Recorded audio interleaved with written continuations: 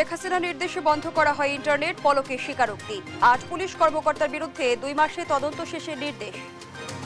জুলাই আগস্টের এই অভ্যুত্থান চলাকালীন সময়ে ইন্টারনেট বন্ধের যে নাটক করা হয়েছিল সেখানে সে স্বয়ং স্বীকারোক্তি দিয়ে বলেছে বা নিজে স্বীকার করেছে, সরাসরি প্রধানমন্ত্রীর কাছ থেকে নির্দেশনা আসার পরে তথ্য প্রতিমন্ত্রী নির্দেশ দেওয়া হয় ইমিডিয়েটলি ইন্টারনেট শাটডাউন করো। সংবিধান সংশোধনের এখতিয়ার নির্বাচিত সরকারের, বললেন মির্জা ফখরুল। নির্বাচনের সুনির্দিষ্ট সময় ঘোষণা না করায় হতাশা। আগামী জাতীয় নির্বাচন নিয়ে বাংলাদেশ সরকারের পদক্ষেপকে স্বাগত জানালো যুক্তরাষ্ট্র। পর্যবেক্ষণ করা হচ্ছে সময়সীমা নির্ধারণ। বর্তমান সরকার না পারলে নাজুক অর্থনীতি সামলানো নির্বাচিতদের জন্য আরও কঠিন হবে, বলছে আইএমএফ। ফেব্রুয়ারিতে মিলবে ঋণের 64 কোটি ডলার। এবং কক্সবাজারের পেকুয়ায় ডাম্প ট্রাক সিএনজি অটোরিকশা সংঘর্ষে একই পরিবারের 3 জন সহ অন্তত 5 জন নিহত, পালিয়েছে চালক। দেখছিলেন শিরোনাম সংবাদ দুপুরের সাথে আছি আমি ফারনাজ জুই। এবারে বিস্তারিত। জুলাই আগস্ট গণহত্যা ধামা চাপা দিতে ইন্টারনেট বন্ধের নির্দেশ দিয়েছিলেন শেখ হাসিনা। তদন্ত সংস্থার জিজ্ঞাসাবাদে এমন স্বীকারোক্তি দিয়েছেন সাবেক আইসিটি প্রতিমন্ত্রী জুনায়েদ আহমেদ পলক। এমনটাই জানালেন আন্তর্জাতিক অপরাধ ট্রাইব্যুনালের চিফ প্রসিকিউটর তাজুল ইসলাম। এদিকে সাবেক আইজিপি চৌধুরী আব্দুল্লাল মামুন সহ 3 পুলিশ কর্মকর্তাকে সেফ হোমে জিজ্ঞাসাবাদের অনুমতি দিয়েছেন আদালত। ওই 3 জন সহ মোট 8 জনের বিরুদ্ধে তদন্তের অগ্রগতি প্রতিবেদন 20 ফেব্রুয়ারি দাখিলের নির্দেশ দেওয়া হয়। শিউলি রায়ের রিপোর্ট, জানাচ্ছেন সাদ আহমেদ। বৃহস্পতিবার সকালে জুলাই আগস্ট গণহত্যার ঘটনায় মানবতা বিরোধী অপরাধের অভিযোগে ট্রাইব্যুনালের মামলায় সাবেক আইজিপি চৌধুরী আব্দুল্লাল মামুন, এনটিএমসির সাবেক মহাপরিচালক জিয়াউল আহসান সহ 8 জনকে আন্তর্জাতিক অপরাধ ট্রাইব্যুনালে হাজির করা হয়।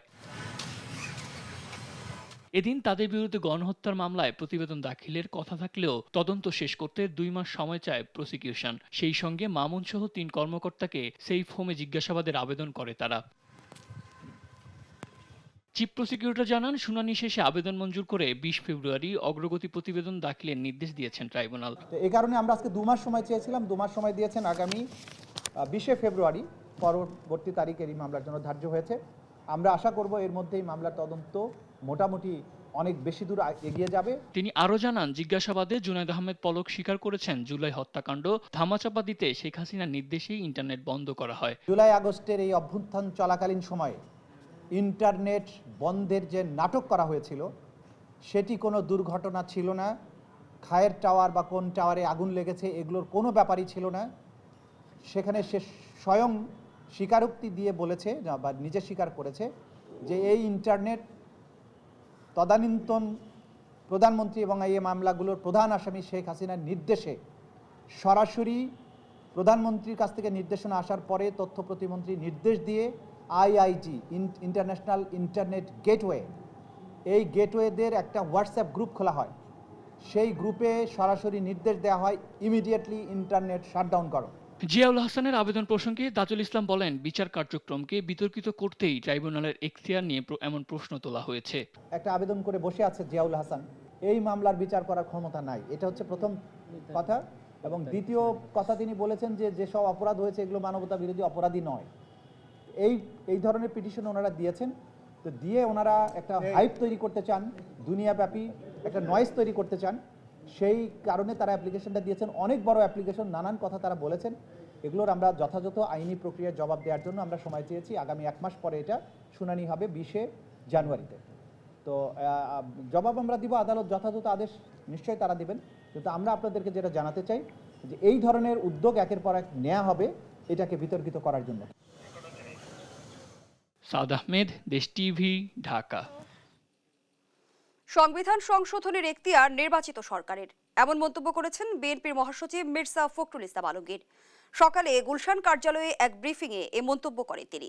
এ সময় জাতীয় নির্বাচনের সময় নিয়ে প্রধান উপদেষ্টা ও প্রেস সচিবের বক্তব্য পরস্পর বিরোধী দাবি করে মহাসচিব বলেন, সরকারের কাছে নির্বাচনের সুস্পষ্ট রোডম্যাপ চায় জনগণ। সাইফুর রিপনের প্রতিবেদন। 18 ডিসেম্বর দলের স্থায়ী কমিটির বৈঠকে নেয়া বিভিন্ন সিদ্ধান্ত তুলে ধরা সহ সমসাময়িক বিভিন্ন ইস্যুতে বৃহস্পতিবার গুলশান কার্যালয়ে সংবাদ সম্মেলন করেন বিএনপি মহাসচিব মির্জা ফখরুল ইসলাম আলমগীর। এ সময় বিএনপি চেয়ারপারসন খালেদা জিয়ার অসুস্থতার কারণে ২১ ডিসেম্বরের মুক্তিযোদ্ধা সমাবেশ স্থগিত করার কথা জানান তিনি। উনি অসুস্থ হয়ে পড়েছেন, গত পরশু রাত থেকে একটু অসুস্থ হয়ে পড়েছেন, যে কারণে চিকিৎসকদের পরামর্শ অনুযায়ী এটাকে স্থগিত করা হয়েছে। জাতীয় নির্বাচন নিয়ে প্রধান উপদেষ্টা ও প্রেস সচিবের বক্তব্য স্ববিরোধী উল্লেখ করে মহাসচিব বলেন, প্রধান উপদেষ্টার বক্তব্যে সুনির্দিষ্ট সময়সীমা না থাকা হতাশাজনক। এটা আপনারা আমাদেরকে কিছুটা হতাশ করেছে।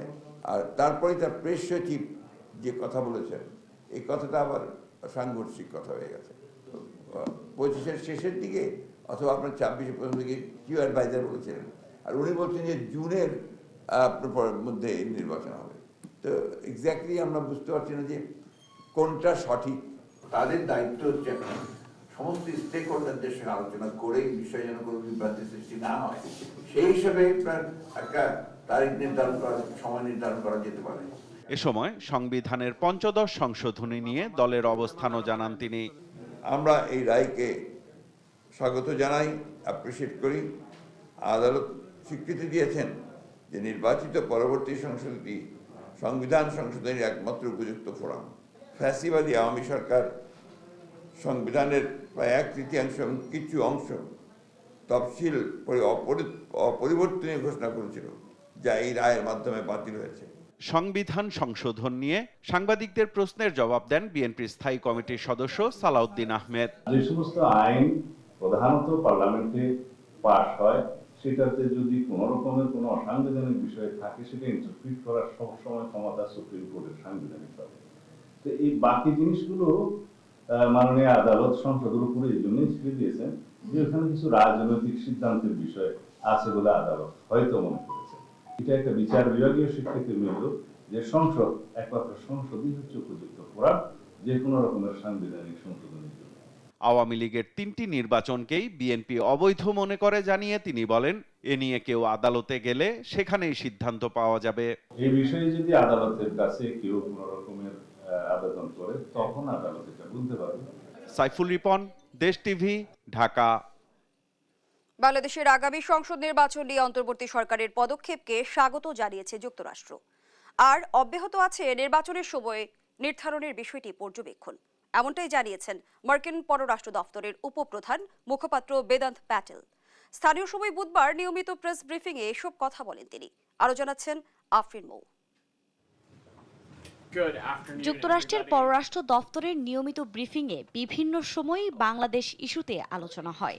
এরই ধারাবাহিকতায় স্থানীয় সময় বুধবারও অন্তর্বর্তী সরকারের নেয়া বিভিন্ন পদক্ষেপের বিষয়ে কথা বলেন মার্কিন পররাষ্ট্র দফতরের উপপ্রধান মুখপাত্র বেদান্ত প্যাটেল।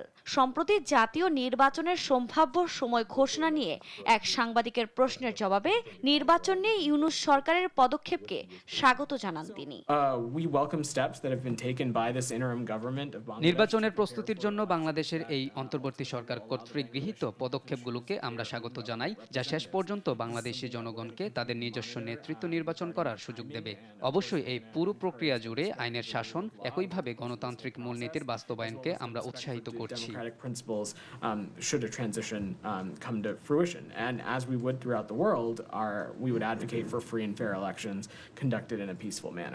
এছাড়া নির্বাচন আয়োজনের সময় নির্ধারণের বিষয়ে পর্যবেক্ষণ অব্যাহত রাখার কথাও জানান বেদান্ত প্যাটেল। ব্রিফিংয়ে বাংলাদেশের সংখ্যালঘুদের নিরাপত্তা ইস্যুতেও কথা বলেন তিনি।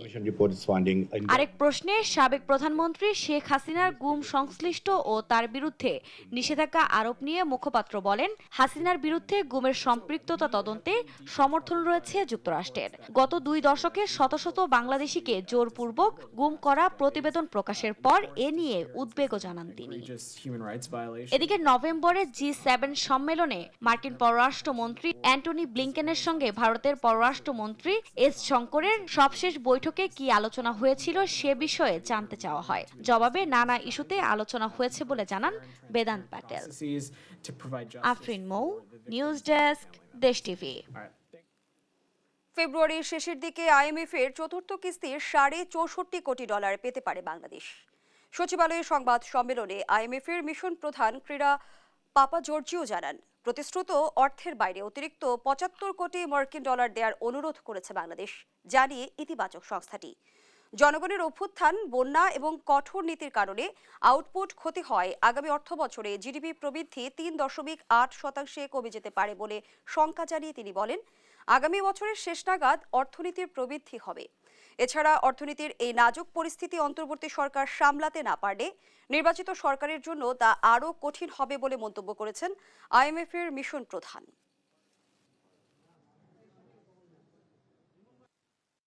Inflation remains at double digits. We got numbers even as of November. And the inflation staying very high comes from two parts. One is the supply side. Usually we think about it coming from food inflation. And there are structural issues why food inflation remained high. And then there is the demand side, which is aggregate demand basically remaining high. So inflation remains much higher than our expectations. So you have a picture of low growth, high inflation that puts additional pressures on the balance of payments, on reserves, for example. শুধু উন্নত দেশই নয়, এশিয়ার দেশগুলোর সঙ্গেও বাণিজ্য বৃদ্ধির চেষ্টা করছে অন্তর্বর্তী সরকার। গেল বুধবার মিশরে D8 সম্মেলনে একথা জানান প্রধান উপদেষ্টার প্রেস সচিব শফিকুল আলম। জানান, সম্মেলনে বহির্বিশ্বের কাছে বাংলাদেশকে তুলে ধরবেন প্রধান উপদেষ্টা। এ সময় দেশের তরুণদের সরকার এমনভাবে প্রস্তুত করতে চায় যাতে তারা চাকরির পেছনে না ঘুরে নিজেরাই উদ্যোক্তা হতে পারে।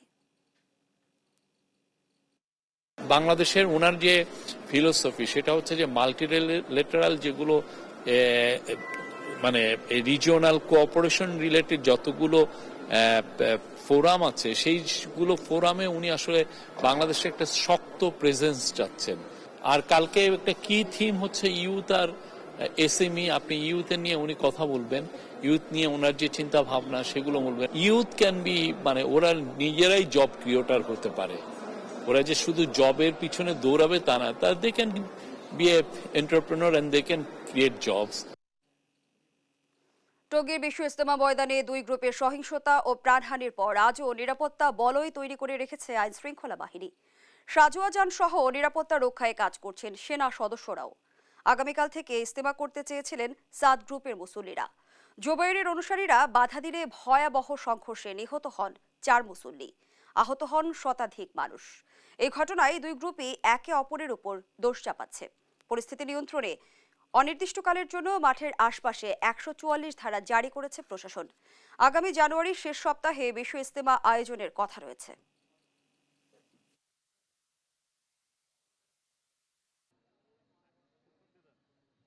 যখন মারামারি লেগেছে আমি ওইটা দৌড় দিছি, এই জায়গায় আসিবার দিই আমার তাফা ধরছে, এই তুই কোন গ্রুপ? আমি ওলামে কেরাম। আর এমনি ওই যেভাবে পারে এইভাবে মারছি। কোটি কোটি টাকার দোকান, এখানে এত সামানা সব কিছুর লুটপাট করে নিয়ে গেছে।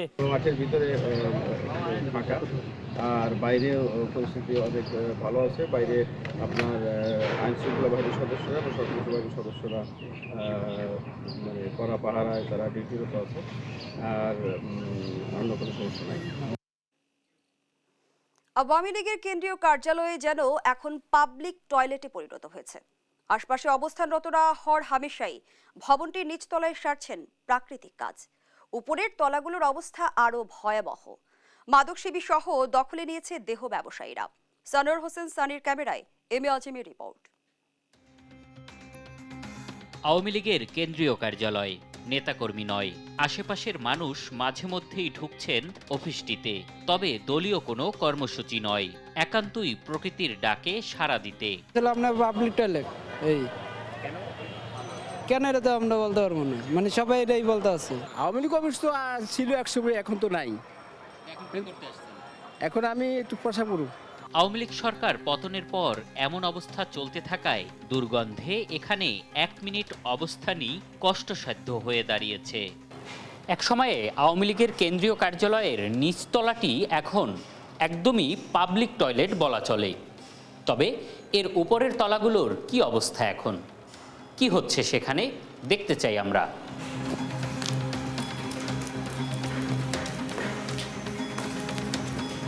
সিঁড়ি ধরে উপরে উঠতেই দেখা মেলে ভবঘুরেদের। শুধু আড্ডা নয়, রীতিমতো থাকার জায়গা দখল নিয়ে মারপিট করছে এরা। রুমগুলোর আসবাবপত্র তো নেই, দুর্বৃত্তরা খুলে নিয়েছে দরজা জানালা পর্যন্ত। তার মধ্যেই অপরাধের অভয় আশ্রম বানিয়ে ফেলেছে অপরাধীরা। চলছে অবাধে মাদক সেবন। এনে সবাই আয় গাঞ্জা মাঞ্জা গাইতে হয়, প্রসাব করতে হয়, বাথরুম করতে হয়, গাঞ্জা খায়, বাবা খায়। এখানের মানুষজন এখন এটাকে একটা আস্থানা বানিয়ে ফেলছে। আরও উপরে উঠলে দেশ টিভির ক্যামেরায় ধরা পড়ে দেহ ব্যবসার চিত্র। রাত হলে যা আরও বাড়ে বলে দাবি স্থানীয়দের। গাঞ্জা ইয়াবা এগুলা সেবন করে, আর রাতের দিকে মহিলারাও আনাগোনা হয়। অপরাধীদের অভয় আশ্রম থেকে রক্ষায় প্রশাসনের নজরদারি বাড়ানোর তাগিদ স্থানীয়দের। এম এ আজিম, দেশ টিভি, ঢাকা। জাতীয় পরিচয়পত্র সহ নির্বাচন কমিশনের বিভিন্ন সেবায় হয়রানি ও দুর্নীতির অভিযোগ নিয়ে ইসি কার্যালয় অভিযানে দুর্নীতি দমন কমিশন। এ বিষয়ে জানাতে সরাসরি যুক্ত হচ্ছেন সহকর্মী ফজদে আদিত্য। অভিযানের বিষয়ে বিস্তারিত জানাবেন আমাদের।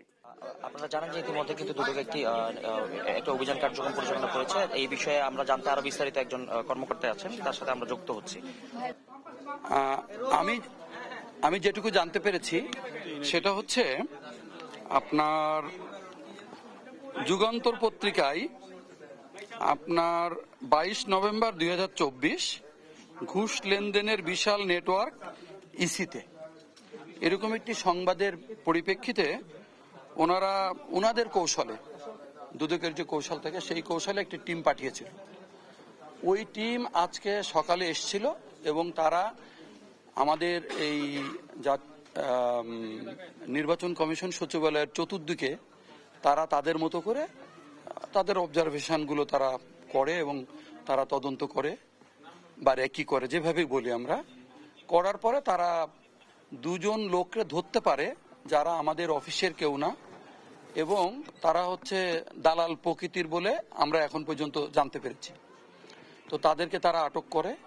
তারপরে যেহেতু তারা দুদক থেকে এসেছে আমাদের সাথে কথা বলতে চাই, তখন আমি তাদের সাথে কথা বলি।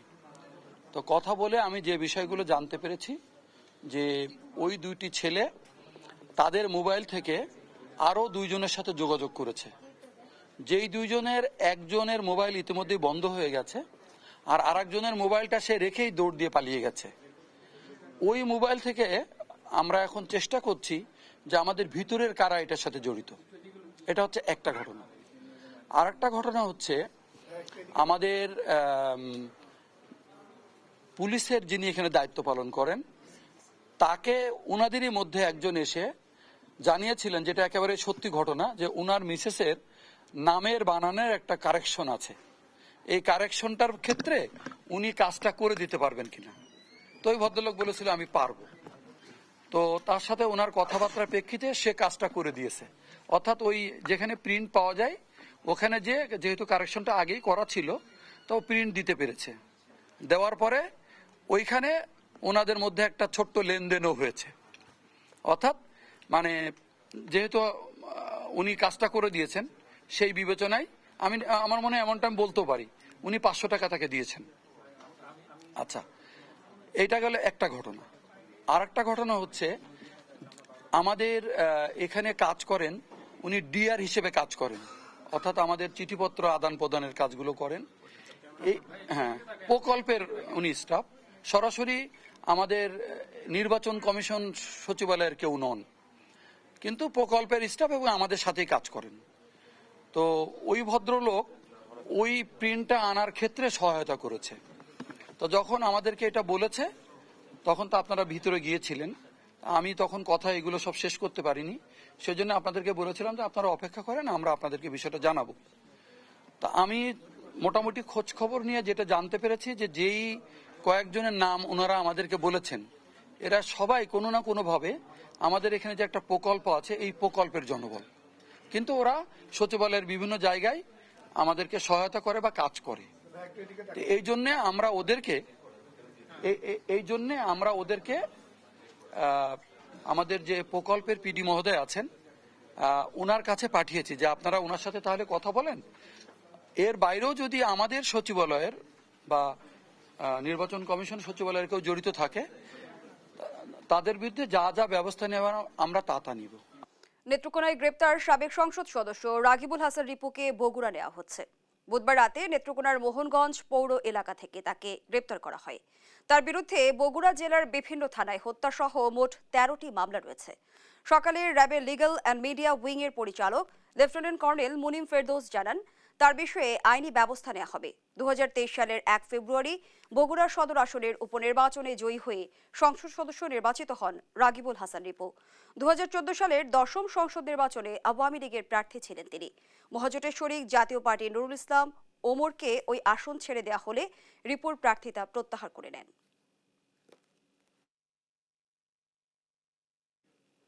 কক্সবাজারের পেকুয়ায় সড়ক দুর্ঘটনায় মারা গেছেন শিশু সহ একই পরিবারের 3 জন সহ 5 জন। বৃহস্পতিবার সকালে এবিসি আঞ্চলিক মহাসড়কের হাজীবাজার এলাকায় ঘটে এই দুর্ঘটনা। চট্টগ্রামমুখী অটোরিকশাকে বিপরীত দিক থেকে আসা ডাম্প ট্রাকটি ধাক্কা দিলে সেখানেই দুমড়ে মুচড়ে যায় অটোরিকশাটি। স্বরূপ দেবের প্রতিবেদন, জানাচ্ছেন আপন অপু। বৃহস্পতিবার সকাল 8:15টার দিকে এবিসি আঞ্চলিক মহাসড়কের পেকুয়া উপজেলার টেটং ইউনিয়নের হাজীবাজার এলাকায় ঘটে অটোরিকশা ও ডাম্পার গাড়ির মুখোমুখি সংঘর্ষ। পেকুয়া সদর থেকে চট্টগ্রামমুখী অটোরিকশাটিকে বিপরীত দিক থেকে আসা ডাম্পার গাড়িটি ধাক্কা দিলে সেখানেই দুমড়ে মুচড়ে যায় অটোরিকশাটি। দুর্ঘটনাস্থলেই মৃত্যু হয় একজনের।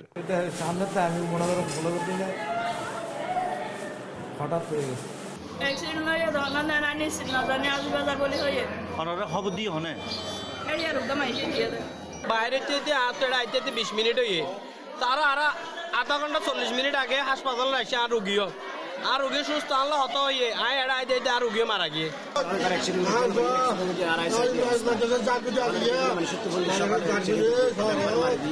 বাকিদের গুরুতর আহত অবস্থায় উদ্ধার করে পেকুয়া উপজেলা স্বাস্থ্য কমপ্লেক্সে নিয়ে গেলে 4 জনকে চিকিৎসক মৃত ঘোষণা করেন। নিহত 5 জনের মধ্যে 3 জন একই পরিবারের। তারা হলেন চট্টগ্রামের হাটহাজারীর বাসিন্দা ফিরোজ, তার স্ত্রী শারমিন ও তাদের শিশু সন্তান জায়েদ। পুলিশ জানায় দুর্ঘটনাস্থল পরিদর্শন করে জব্দ করা হয়েছে ডাম্পারটি। তবে এর চালক পালিয়ে যাওয়ায় তাকে আটক করা যায়নি। এ ঘটনায় আইনি ব্যবস্থা প্রক্রিয়াধীন বলেও জানায় পুলিশ। নিউজ ডেস্ক, দেশ টিভি।